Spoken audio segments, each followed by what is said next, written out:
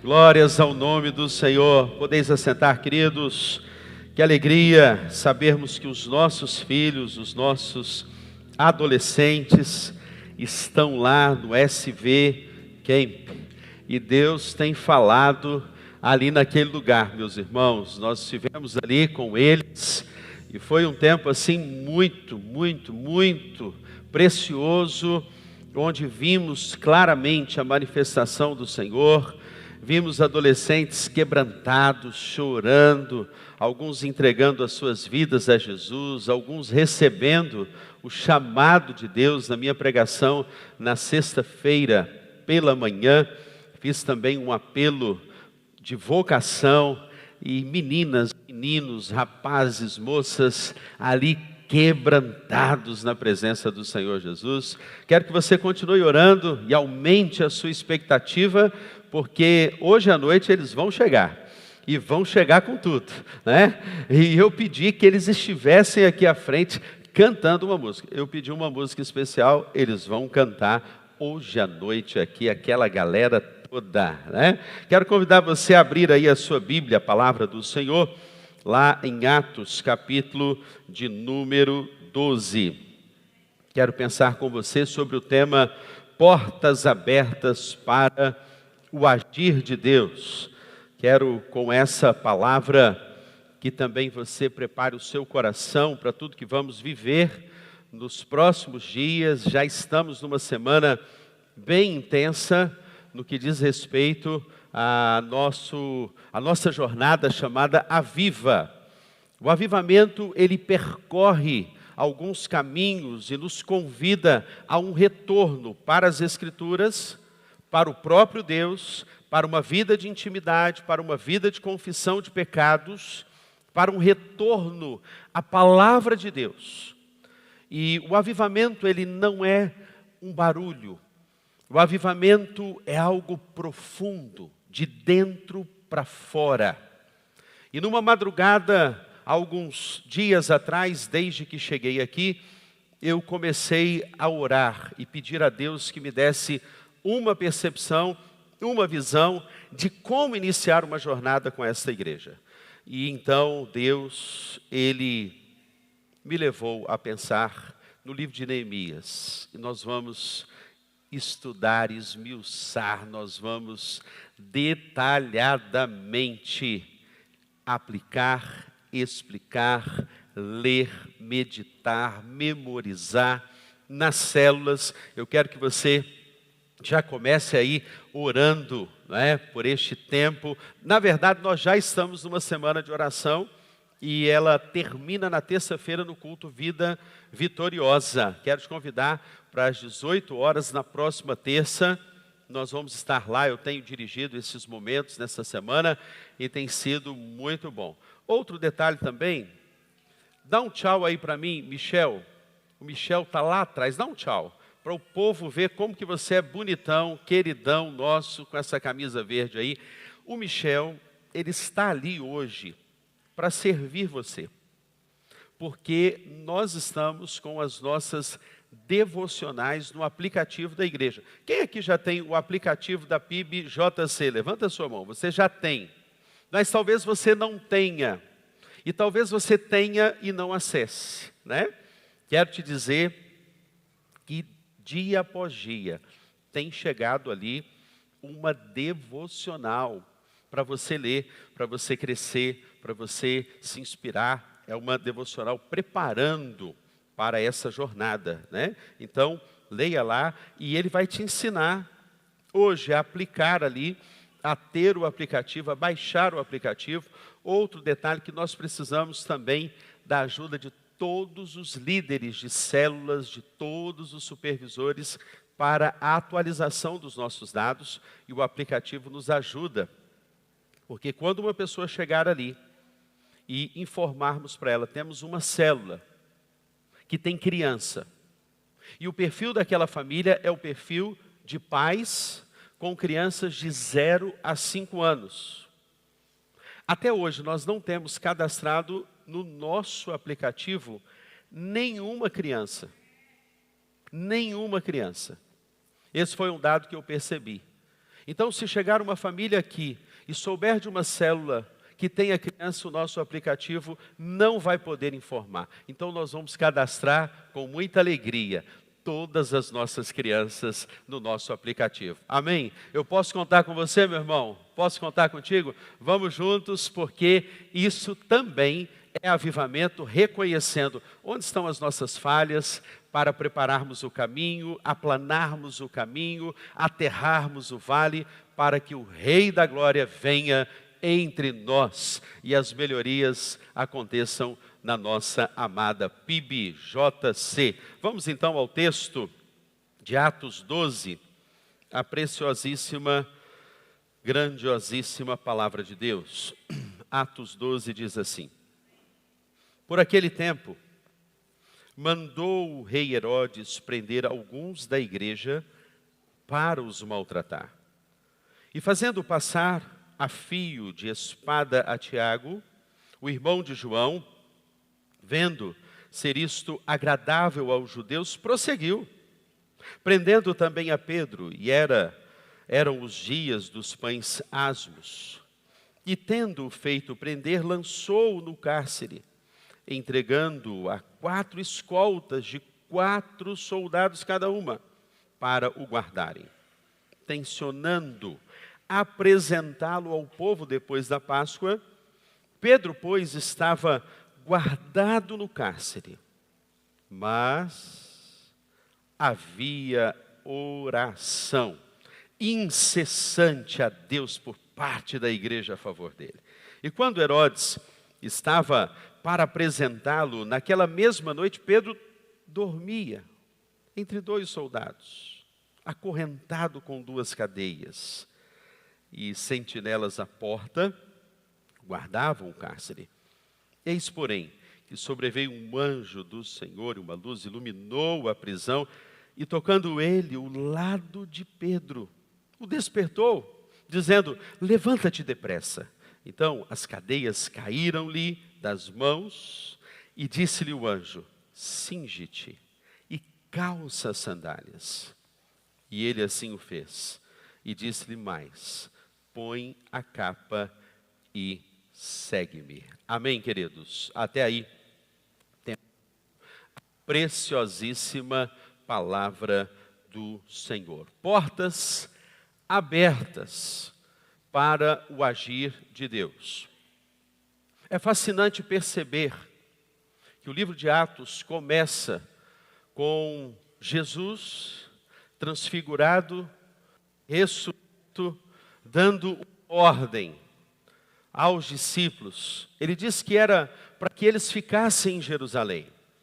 E eles então ficam ali até que descesse o Espírito Santo de Deus. O capítulo 1 é aquela ordem maravilhosa, quando Jesus disse: ser-me-eis minhas testemunhas, na Judeia, na Samaria, em Jerusalém e até os confins da terra. A igreja então, ela se prepara para a vinda do Espírito Santo.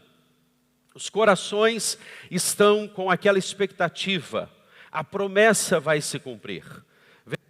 Capítulo de número 2, o capítulo 2 mostra um Pedro cheio da autoridade, cheio da presença de Deus, comunicando, falando, pregando. Nem parecia aquele Pedro que estava querendo voltar a pescar, voltar atrás. Não, é um Pedro agora robusto, um Pedro que estava na dependência do Espírito. Ele prega, a Bíblia diz que quase 3.000 almas se convertem naquele dia. Imaginem a nossa igreja, todos se convertendo no mesmo dia e sendo batizados. Você pode imaginar isto na história do povo de Deus. E é interessante perceber que a partir dali, daquele momento, daquele cenário, nós temos um João, temos também um Pedro, estão indo à Porta Formosa, e havia um paralítico, o paralítico estava ali no capítulo de número 3 de Atos.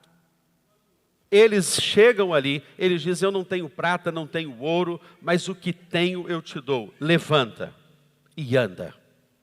E por causa desses sinais, destes movimentos do Espírito Santo, é muito interessante perceber que a partir daquele momento, Começa uma grande perseguição. O capítulo 4 de Atos vai mostrar que a igreja crescia em comunhão, crescia no partir do pão, crescia na adoração, e a cada dia Deus ia acrescentando os que iam sendo salvos. Mas no meio de uma igreja tão aparentemente perfeita, tinha lá um Ananias e um Safira. O capítulo de número 5 de Atos vai nos mostrar que também eles mentem, porque vendem uma propriedade e não entregam ali a 10ª parte aos pés dos apóstolos. E então os dois morrem. O capítulo de número 6 de Atos, nós conhecemos, o capítulo 6 é a igreja crescendo e perdendo o controle da assistência das viúvas, dos carentes, e eles então oram a Deus e pedem, olha, nós precisamos levantar pessoas para cuidar. Ali é então oficializado o diaconato. Nós vamos levantar homens cheios do Espírito Santo, tementes a Deus, homens de boa reputação e que serão a nossa representatividade. Os apóstolos então ficam no cuidado com a palavra. O capítulo de número 6 termina ali com Estevão virando aquela página, pregando, e o capítulo 7 é então Estevão sendo apedrejado. O capítulo 8 é aquela história de Filipe, o eunuco. O capítulo 9 é Saulo se convertendo. O capítulo 10 é também Barnabé acolhendo um Saulo que era rejeitado. O capítulo de número 11 é a primeira vez que os cristãos são chamados de cristãos no Novo Testamento. E aí entra o capítulo de número 12, que nós nele estamos aqui nessa manhã. E quando eu olho para este texto, queridos, eu vejo aqui um cenário de perseguição, de luta, de adversidade, de provação, de privação.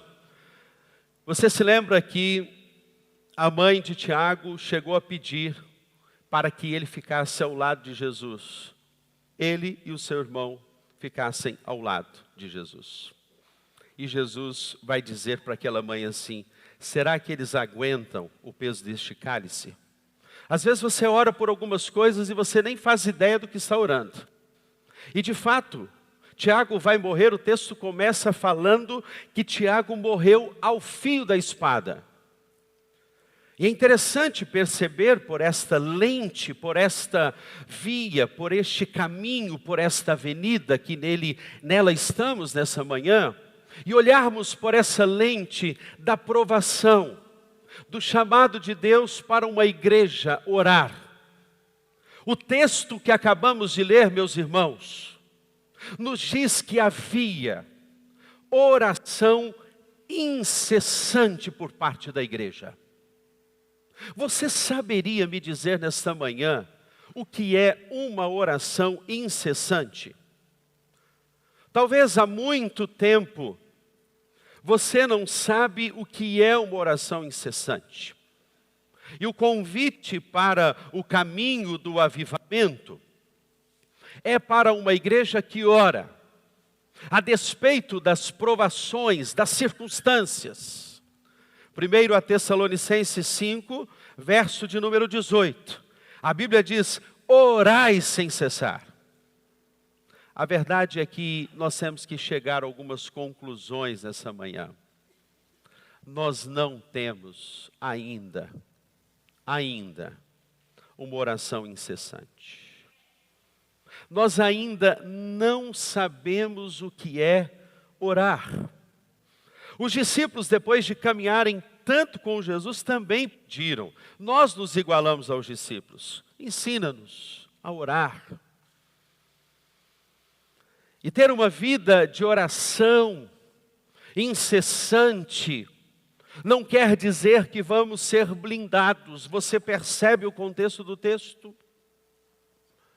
Ao analisar nesta manhã, meus queridos irmãos, o fato de que mesmo havendo oração incessante por parte da igreja, a igreja não foi blindada das perseguições. E eu quero pensar com você no primeiro tópico, no primeiro tema, no primeiro aspecto, que eu gostaria que você fincasse essa verdade do seu coração, o crescimento ele é doloroso, mas é recompensador. Ainda bem que o recompensador termina com dor, porque é doloroso. Todo crescimento traz consigo a dor, é o desconforto do crescimento. Eu me lembro quando Davi e a Larissa, mais novos, eles falavam: pai, minha perna está doendo. E não tinha nada, não tinha nenhuma inflamação, nada, é a dor do crescimento. E você vai ao médico, faz todos os exames, o médico fala: coloca para dormir. Porque enquanto dorme, cresce, né? E aí não sente dor. E é assim, o crescimento traz consigo esse desconforto, a perseguição, a luta. Se o diabo não ruge, a igreja não canta. A verdade é esta. O teólogo chamado J.I. Packer disse que o diabo é um pitbull nas mãos de Deus. E o próprio Deus fala: pega! E aí, então o diabo vem para perseguir, para a igreja então interceder. Muitas vezes Deus permite algumas circunstâncias na sua vida, não é porque Ele é mau. Não, Ele não é um Deus tirano, Ele não quer castigar você, não, é porque Ele quer o seu coração próximo ao coração dEle. Você pode sentir comigo nesta manhã, que Deus está nos chamando para um coração mais sensível, para afinarmos os nossos ouvidos à sua voz, afinarmos o nosso coração, alinharmos a nossa vida ao que Ele tem para este tempo. Eu não sei se você tem residido em alguns lugares, mas Deus tem portas abertas para um grande agir na sua vida. Vejamos, queridos, que o texto nos mostra, então, um outro aspecto. O texto nos diz que Herodes prendeu Tiago, e o texto diz no verso 3 que ele gostou, ele se achou, vendo isso ser agradável. Opa, eu estou tendo aqui uma proeminência. Herodes pensou assim: o pessoal está gostando e eu estou sendo mais ovacionado, estou mais querido, porque eu prendi Tiago. E ele olha uma situação que havia acontecido e fala: agora eu vou prender Pedro. E ele prende Pedro. E o texto nos diz, então, que ele o lançou no cárcere. É bem detalhado o texto no verso 4, que diz que haviam 4 escoltas de 4 soldados. 4 vezes 4, 16. Eu nunca vi precisar de tantos homens para prender uma pessoa. Daí para você perceber o poder do Evangelho através de um homem. O que Deus pode fazer em influência quando você se coloca na dependência do Senhor. Com isso eu te afirmo nessa manhã, queridão, virão as provações. Mas é nesse momento que a igreja é chamada, é comissionada, é vocacionada, é levada para um lugar, um outro lugar. Na verdade, você precisa perguntar nessa manhã assim: qual é o próximo nível que Deus quer me levar? Só que o texto me mostra uma atitude de Pedro, porque Pedro, diz o verso de número 6, você está com a sua Bíblia aberta aí? Por gentileza, abra. E o texto diz: estava para apresentá-lo naquela mesma noite. Detalhe do texto no verso de número 6. E Pedro, o que ele fazia? O que Pedro fazia? Dormia. Meu irmão, se você sabe que você está prestes a morrer, você dormiria? Você tomaria o que? Rivotril, ansiolíticos, né? O que você tomaria? Maracujina, não sei qual seria a sua estratégia para dormir. Só que Pedro dorme. E isso me encuca, porque saber que um homem confia em Deus, a despeito da circunstância que ele está enfrentando. Eu tenho uma tese para essa questão de Pedro estar dormindo. Eu vou te mostrar daqui a pouquinho, na palavra de Deus, porque eu creio que Pedro dormia. Espera um momentinho que eu já vou te mostrar. É mais ou menos o que Daniel, na verdade, ele passou na cova dos leões. Ele estava ali, os leões ali, cheirando, tem carne nova no pedaço, e Daniel, tranquilo, dormindo, sossegado, fazendo justo o que diz o Salmo de número 4, verso de número 8. Em paz me deitarei e dormirei, porque só tu, Senhor, me fazes habitar em segurança. Literalmente o sono dos justos. É claro que o Espírito Santo está lhe perguntando nessa manhã assim, como está o nível de ansiedade? Como está o nível de pré-ocupação? Se um termômetro nesta manhã medisse as suas ansiedades, às vezes por coisas muito pequenas, às vezes por causa de uma conta, às vezes por causa de um pontinho estranho, um corpo estranho no nosso organismo. As pessoas já ficam assustadas, acham que vão morrer.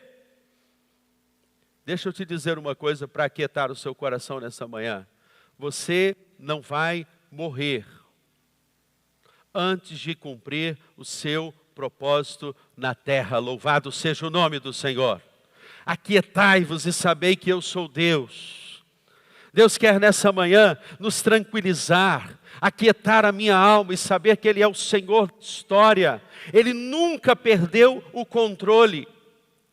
É isso que levou, certa feita, um rei que contratou alguns pintores para pintarem um quadro que de fato e de verdade representasse a verdadeira paz. E os pintores então começaram a pintar. E um pintor fez um quadro bonito, um quadro que tinha um lago, com aquele aspecto sereno, gaivota voando, uma nuvem com um aspecto de algodão, um céu azul, o sol por trás, aquele lago, quietude das águas.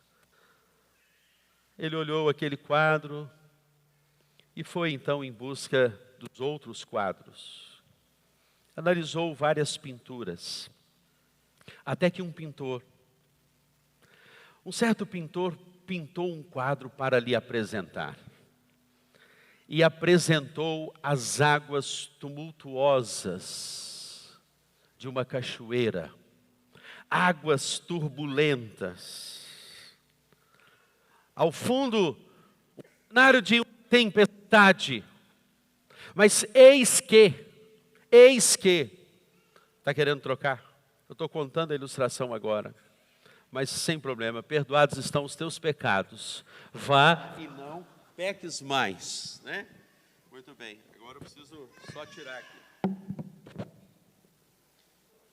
Quiseram fazer experiência hoje, né? Muito bem. Tirar aqui.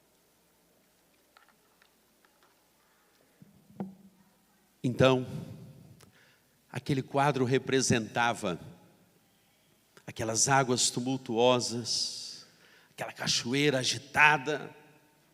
Mas eis que o pintor colocou uma mamãe pássaro com o seu filhotinho dormindo. Enquanto aquelas águas estavam ao redor, ela literalmente dormia ali, enquanto aquelas águas estavam caindo. E o rei então disse: é esse o quadro. Porque na verdade, a verdadeira paz, a verdadeira quietude de alma, não é você ter ausência de tempestades, não é você ter ausência de perseguições. É a capacidade que você e eu nutrimos no nosso coração quando as coisas tendem a sair dos trilhos.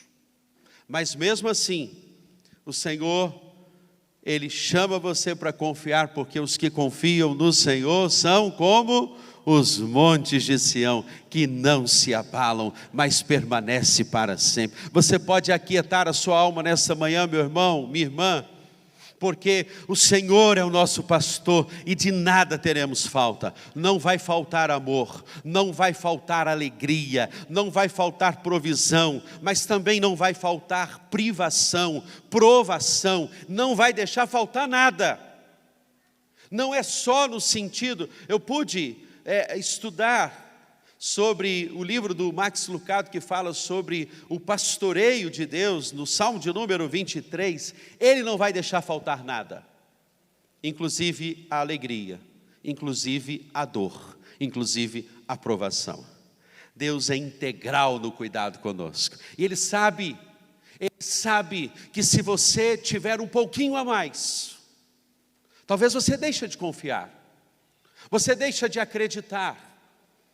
Por isso eu elevo os meus olhos para os montes, eu me pergunto: de onde me virá o socorro? O meu socorro vem do Senhor que fez os céus e a terra. É certo que não dorme o guarda de Israel, é certo que não dormitará aquele que te guarda. Ah, que coisa linda saber que Pedro estava aqui dormindo. E às vezes, queridos, nós sabemos que não existe ganho sem perda. O crescimento gera dor, mas também, em segundo lugar, integridade, mesmo diante das perseguições. Ele foi fiel, ele confiou. Por que ele foi preso? Por que ele passou pela privação? Porque ele foi fiel, porque ele confiou no Senhor, porque ele não voltou atrás. Agora era um Pedro robusto. Você percebe no texto de João, capítulo de número 21, que o texto começa dizendo: Pedro e sua comitiva, lá de pesca, porque ele tinha uma sociedade, ele diz assim: vamos pescar. Ele diz isso: vamos pescar. E ali, Tomé, João, os filhos de Zebedeu, aquela comitivazinha ali, aquela sociedadezinha de pesca, vai junto com Pedro. Um Pedro que retrocede, mas agora não. É um Pedro que avança, é um Pedro que percebe o mover de Deus, que está de fato confiante no Senhor, que sabe que Deus era a sua paz, por isso ele podia confiar. Mas em terceiro lugar, tranquilidade em meio ao caos. Veja que Pedro dormia, e aí o texto é muito detalhista, né? Em dizer que eis, porém, que sobreveio um anjo do Senhor, uma luz iluminou a prisão, e tocando ele o lado de Pedro, o despertou.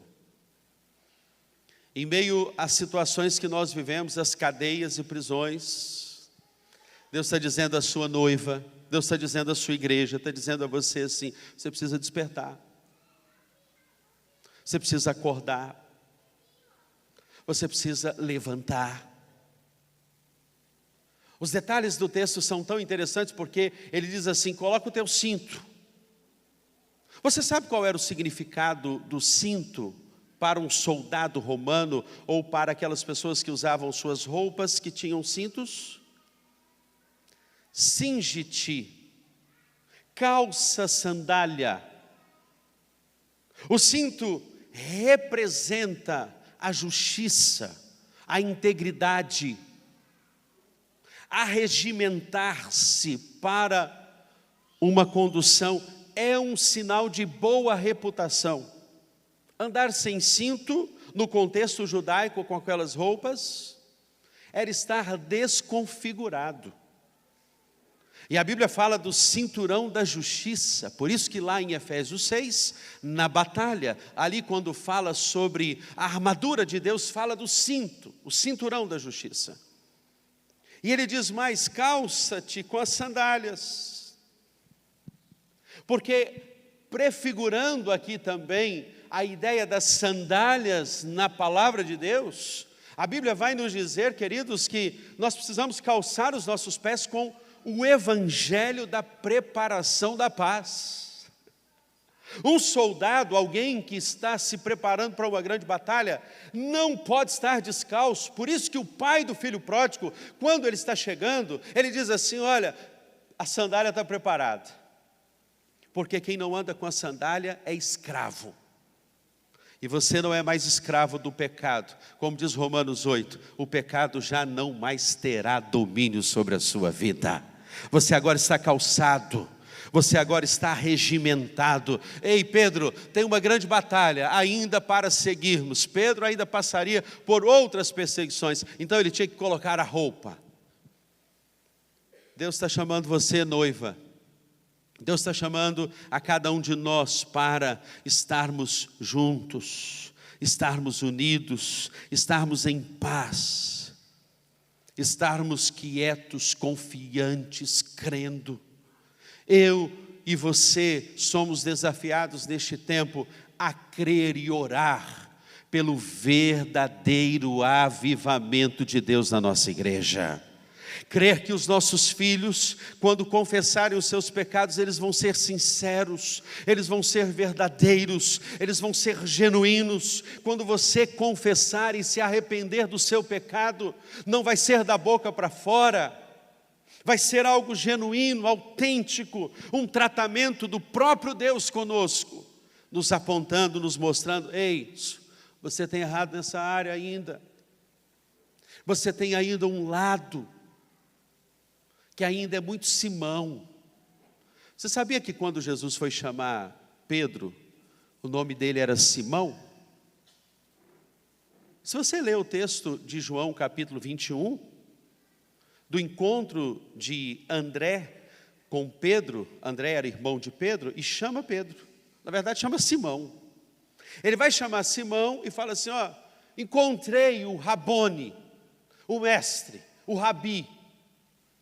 Então vamos lá, vamos comigo. Quando Jesus bate o olho em Simão, fala assim, tu és Simão, filho de João, e você vai se chamar Pedro. Pedro recebe o nome de Pedro, porque Deus é especialista em mudar a sua identidade, o seu DNA, e dizer agora, Pedro, você é Cefas, pedra. Você vai ser uma coluna, você vai ser um estandarte, você vai ser agora alguém que vai ser o meu proclamador das verdades, porque eu te chamei dessas trevas do seu coração, Pedro, e você vai ser um anunciador agora. E o Senhor foi paciente com Pedro. Agora vamos à tese que eu falei no início. Sabe por que Pedro dormia? Abra sua Bíblia lá em João capítulo de número 21. Veja comigo o verso de número 18. Depois de Jesus falar com Pedro assim, olha, apacenta as minhas ovelhas, tu me amas, agapas-me, tu me amas com amor incondicional, Pedro, agapas-me, Petros, você me ama com amor genuíno, Pedro, filios te, eu te amo é com amor de amizade, filios te. Os melhores estudiosos deste texto de João 21 chegaram à conclusão. Pedro responde, eu te amo com amor de amizade. Eu não te amo com amor assim, incondicional não. Pedro foi tão sincero que ali começou a mudança. Ele confessou. Aí a segunda vez Jesus pergunta, agapas-me Petros, filios te. Tu sabes que eu te amo e o meu amor não é verdadeiro. Aí uma terceira vez Jesus pergunta, agapas-me?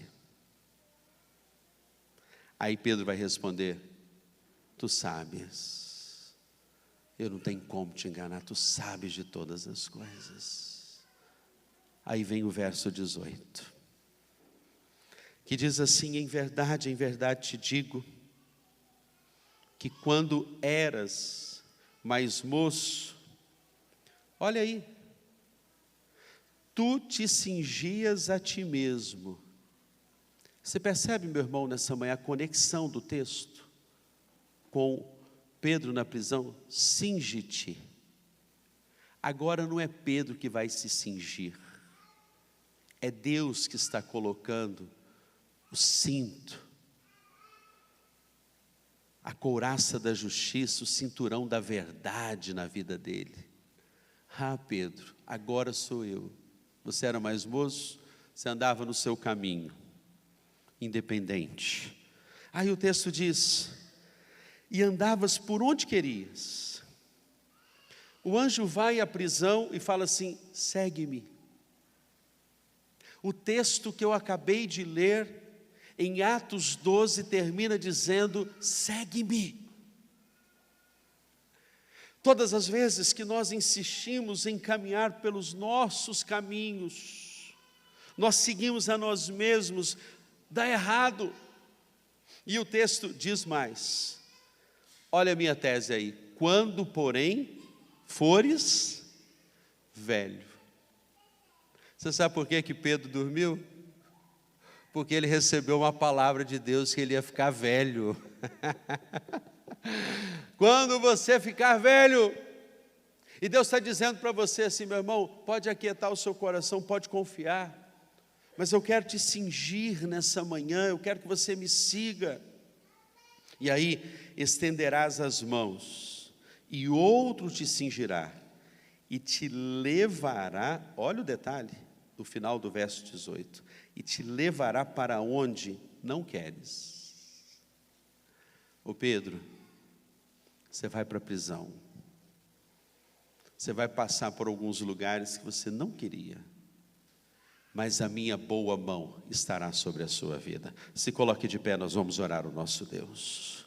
Sabe por quê que Deus vai cumprir cada uma das suas promessas sobre a sua noiva, sobre a sua igreja? Porque a promessa de Deus em Números 23:19, o Senhor nos diz: Deus não é homem para que minta, nem filho do homem para que se arrependa. Ele é Senhor, Ele governa, Ele dirige, Ele sustenta a sua noiva, Ele guia a sua noiva. Feche os seus olhos, eu quero que você reflita sobre essa palavra. O crescimento é doloroso, mas é recompensador. A Bíblia diz que aproximemo-nos com um sincero coração, porque o Senhor é recompensador, galardoador daqueles que o buscam. Por haver oração incessante por parte da igreja, às vezes a igreja ora e não crê. Pedro bate a porta, sai da prisão, bate na porta de Rod. Eles dizem: é um fantasma. Você verdadeiramente crê quando você ora, meu irmão? A igreja orou, às vezes não estava crendo. Pedro aparece: sou eu mesmo. Pode crer, você pode crer, você pode confiar, você pode aquietar a sua alma. Eu quero num primeiro momento orar por pessoas nessa manhã que não conseguem dormir. Se Deus me deu essa palavra, eu afirmo, há pessoas aqui nessa manhã, ou você pela internet que ainda vai ouvir essa palavra, você não consegue sossegar, aquietar a sua alma. Como vai dizer o salmista: eu, como uma criança desmamada, eu aquietei a minha alma. Como uma criança que desmamada aquieta a sua alma sobre o colo da sua mãe. Olha que coisa linda. A criança, ela não tem interesse mais em nada, mas ela aquieta. Ela não quer mais a mãe por causa do leite, mas ela é capaz de aquietar a sua alma. você pode descansar nessa manhã. Eu te pergunto nessa manhã, é você e Deus, é você e o Espírito Santo. Pergunte ao Espírito Santo: eu estou sossegado, tranquilo, quieto? A Bíblia diz: lançando sobre Ele toda a vossa ansiedade, porque Ele tem cuidado de vós.